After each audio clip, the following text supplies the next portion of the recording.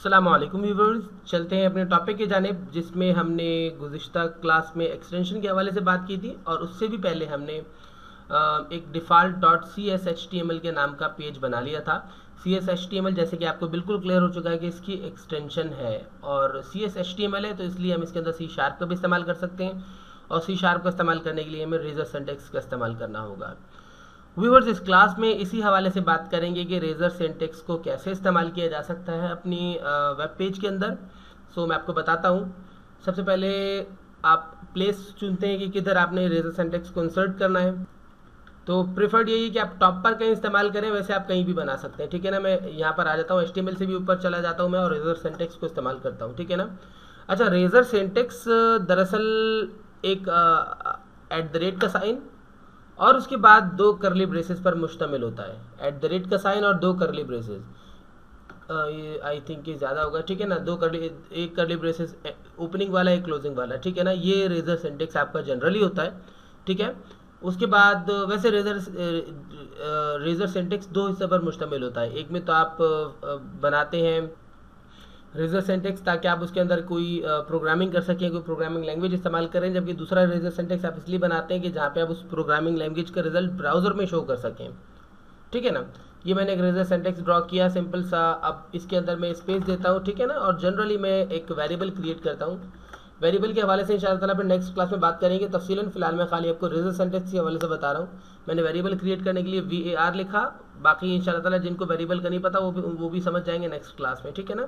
मैंने वेरिएबल का नाम लिखा टेक्स्ट, ठीक है ना।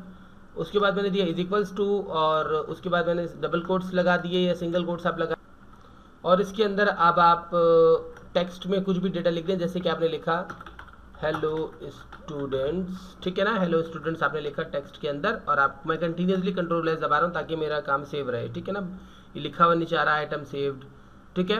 अच्छा जी, इसके अलावा अब आप क्या करेंगे मज़ीद, ये हमारी सिंगल स्टेटमेंट कंप्लीट हुई, मैंने यहाँ पे सेमीकोलन लगा दिया। इस हवाले से इंशाल्लाह ताला नेक्स्ट क्लास में बात करूँगा, आप टेंशन ना लीजिए। आप खाली सिंटेक्स जो हम बात कर रहे हैं ना, जैसे कि रेजर सिंटेक्स इंसर्ट कैसे किया जाए, खाली आप उस पर कॉन्सेंट्रेट करें। बाय द वे, अब नीचे चलते हैं। मैं यहाँ पर आ जाता हूँ वेब पेज, और उसके बाद मैं एक और नीचे लिखता हूँ H2, और H2 के अंदर मैं लिखता हूँ @ लगाता हूँ। अब मैं रिसीव कर रहा हूँ, दरअसल ऊपर जो मैंने टेक्स्ट दिया था ना, ऊपर मैंने वेरिएबल क्रिएट किया था टेक्स्ट के नाम का, उसे मैं इधर कॉल करूँगा। मैंने लिखा TEXT टेक्स्ट, मैंने खाली टेक्स्ट लिखा और ऑटोमेटिकली ये अब मैंने इसको ब्राउज़र में चेक किया। मैं इसे Ctrl+S दबा के सेव कर रहा हूँ। ये अब तक डिबग कंडीशन में, यानी कि ब्राउज़र में रनर अप होगा और सर्वर पे भी मौजूद होगा। ये सर्वर पे अगर मैं राइट क्लिक करूँ, IIS सर्वर बना हुआ मेरे पास, राइट क्लिक करने पे देखिए ऑनलाइन उस्ताद लिखा हुआ है कि स्टॉप साइट, यानी स्टॉप साइट का ऑप्शन है। इसका मतलब है कि अब तक ये मेरी साइट जो ब्राउज़र पे सर्वर पे चल रहा है। चलते हैं ब्राउज़र की जानिब। ये देखिए, ये रहा पेज है मेरे पास। This is my first paragraph जो मैंने लिखा था। अब मैं करता हूँ इसको रिफ्रेश, तो देखिएगा आप कि हेलो स्टूडेंट का इजाफा हो गया हमारे वेब पेज में, ठीक है ना। पहले हेलो स्टूडेंट्स नहीं था, लेकिन हमने यहाँ पर जो इजाफा किया था वो टेक्स्ट का किया था, लेकिन साथ में @ लगा हुआ था, जो कि ये क्लियर कर रहा है कि ये टेक्स्ट जो है ओनली टेक्स्ट नहीं है, बल्कि ये आपने किसी रेजर सिंटैक्स के ज़रिए डेटा हासिल किया है। अब उसने ब्राउज़र ने जब सर्वर ने ब्राउज़र ने नहीं, जब सर्वर ने देखा कि रेजर सिंटैक्स के ज़रिए डेटा हासिल किया गया है, तो ऑटोमेटिकली सर्वर ने फिर रेजर सिंटैक्स को सर्च किया। रेजर सिंटैक्स को सर्च करने की सूरत में उसे एक वेरिएबल मिल गया टेक्स्ट के नाम का, उसकी उसने वैल्यू रीड किया और वैल्यू को इधर उसने डिस्प्ले करा दिया। इस तरीके से बहुत सिंपल से स्टाइल है, जो कि मैंने आपको बताया कि आप रेजर सिंटैक्स का इस्तेमाल कर सकते हैं। बहुत सादे से स्टाइल में करते हैं।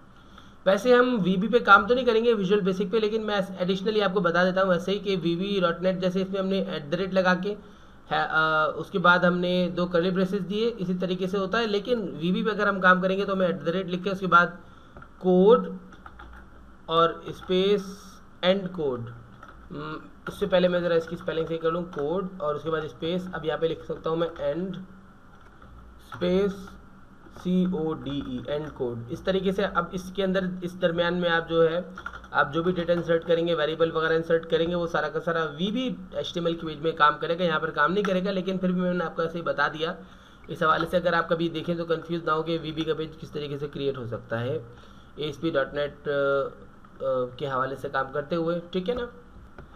एक अच्छी बात जो आपको यहाँ पर मिलती है विजुअल स्टूडियो को इस्तेमाल करते हुए अगर आप किसी एलिमेंट पर माउस रोकते हैं तो देखें पूरा उसके बारे में डिटेल आपको मिल जाती है कि this the title element represents the documents title और नेम। फिर आप इस पर माउस रोकते हैं तो आपको बता देता है ये आपने @ पे माउस रोका या टेक्स्ट पे आपने रोका, लोकल वेरिएबल वेर टेक्स्ट आपको ये तक बता रहा है कि लोकल वेरिएबल है, ठीक है ना। आप H1 पे रोकते हैं तो these elements represent headings for their sections, इसी तरीके से, ठीक है ना। ये पूरा फंक्शन इसके मुताबिक बता देता है आपको। So by the way I wish कि आपको रेजर सिंटेक्स लगाने के हवाले से जो क्लास थी ये समझ में आई होगी। इंशाल्लाह ताला नेक्स्ट क्लास में इसको थोड़ा सा एडवांस लेवल पे लेके चलेंगे और प्रोफेशनली अपनी वेबसाइट को मज़ीद आगे बढ़ाएंगे। मुझे इजाज़त दीजिए इस लेसन में बस यहीं तक। अल्लाह हाफिज़।